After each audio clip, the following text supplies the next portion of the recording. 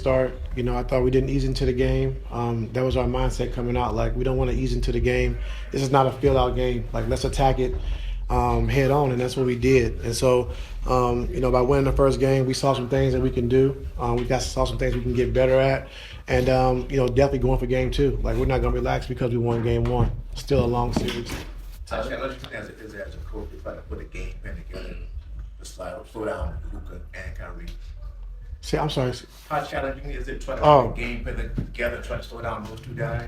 Yeah, it's very challenging. You got, two of the best scorers in the league, and so on the same team. And so when they're both on the court at the same time, it's kind of hard to do, to double team one guy and lead the other guy, so you got to pick your poison. I thought for the most part our guys did a good job with executing the defensive plan. We still had I think 26 points that we gave up on game plan mistakes, which is going to happen throughout the course of a game. But I thought we did it hard, and I thought we tried to do it our best. We just made some mistakes, and so we got to be better with that. There's a select group of stars that are considered playoff risers, guys who can improve their game when the postseason comes around. As a coach, you're pretty widely considered to be a playoff riser. It's just the playoffs go on, you seem to get better.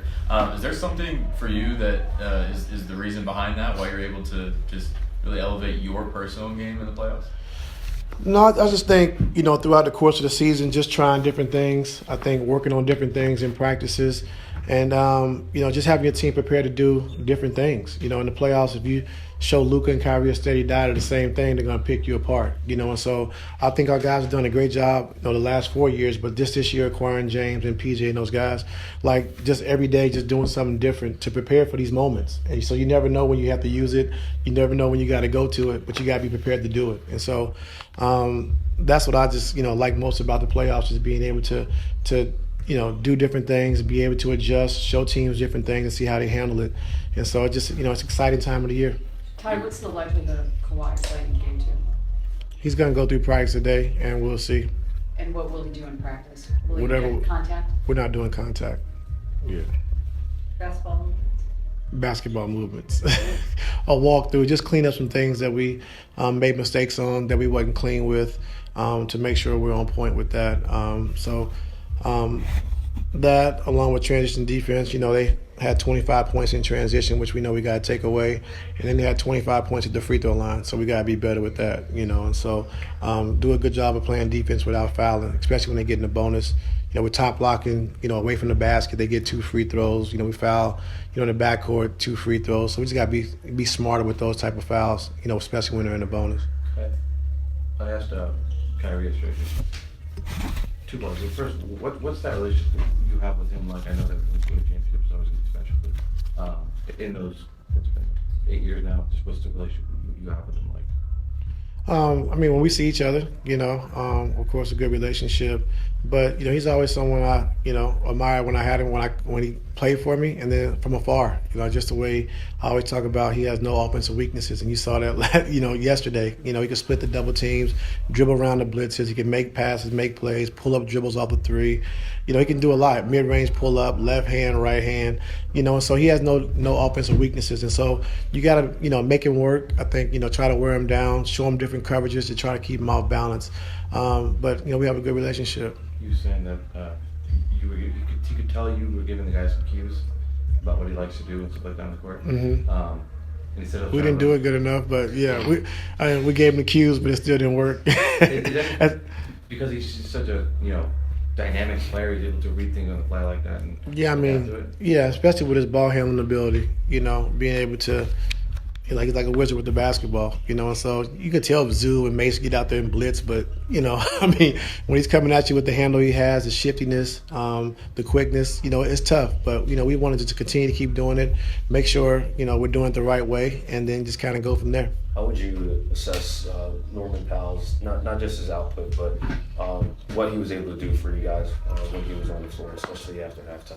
Yeah, I think, James had it going. I thought Zoo had it going, and PG's gonna be PG. And so we didn't really use Norm, as much as we usually do. I mean, because other guys had it going, but I'm not worried about Norm. Like, he's going to be able to get his, and so he'll be all right. What gives you that confidence? I mean, obviously he's had a great regular season. He's been there. He's done it all year. He's done it for us. Last year, I think he had 42 points in the playoff game against Phoenix. Like, we know he's going to be ready for the big moments. Ty, what's the biggest adjustment you think you'll tell your team to prepare for what you think the Mavericks will come at you guys with?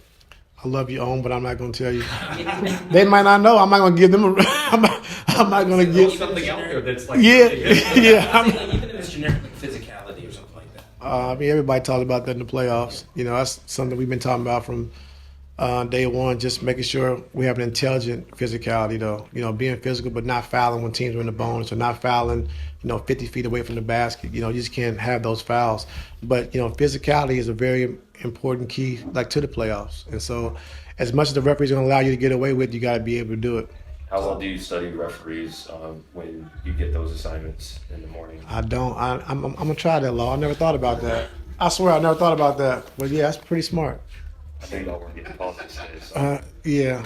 I mean, I never thought about that though. And Coach, I know Luka and Kyrie combined for 64 points. A lot of people might look at the box score and say they had a good game, but I feel they never really were comfortable offensively. It seemed like you guys got into them. Guys didn't allow themselves to be screened. They fought over screens, fouled them back in transition. Can you talk about the energy and effort that your guys played with from the jump, not allowing those two to really get comfortable offensively, despite the numbers? Yeah, I thought our guys were great. I think in the fourth quarter they got going a little bit, but we took our defensive schemes off because we didn't want to give up threes. We was up 26 points, and so you don't want to give up threes to guys making threes, and that's the best way to come back. And so they kind of got going one-on-one, which we expect them to do when you play them one-on-one. But to start the game, like I said, we didn't want to ease into the game. We wanted to make sure we were tight with what we were trying to do defensively, and we did that, and we kept them off balance, and we was able to score the basketball at a high clip. While we was able to kind of hold them down from scoring. And then, I didn't know that we started, our last 11 games, we've been down double figures in day games. Yeah, which I didn't know that until Law told me. So to get off to a good start in the playoff game, I thought our fans was huge. I thought the crowd was great. And, we got to come out and duplicate it again tomorrow night.